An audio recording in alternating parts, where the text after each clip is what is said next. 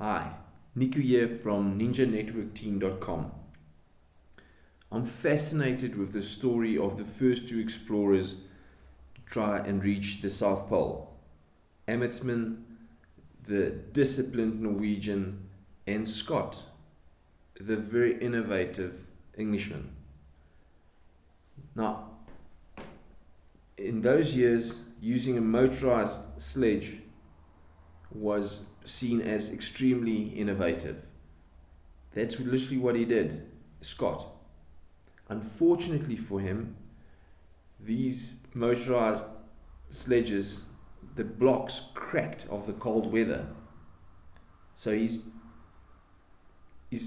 plan A of transport failed him. Then he had to go with his plan B, which were Siberian ponies. And what do you get when you have gale force winds, minus plenty of degrees, and sweating ponies? You get ice cube ponies. Unfortunately, that plan didn't help him either.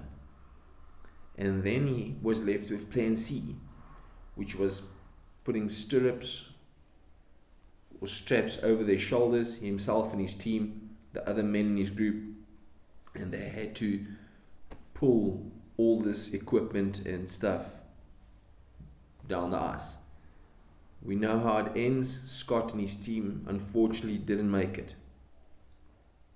Amundsen, on the other side, what did he do? Months, weeks in preparation to this exploration.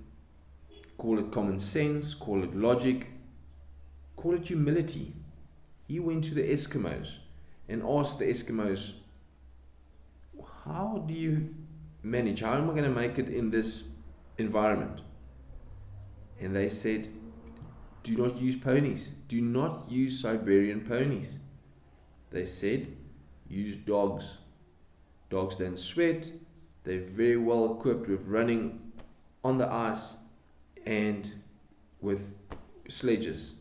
And that's what he did. And he made it back safely, himself and his team. The lesson that I get from this is,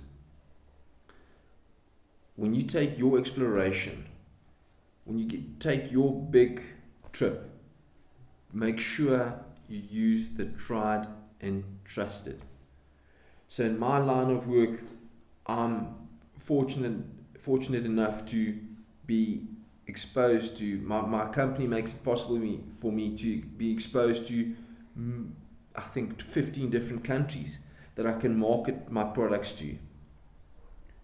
But I do not understand that culture. I don't understand their marketing styles.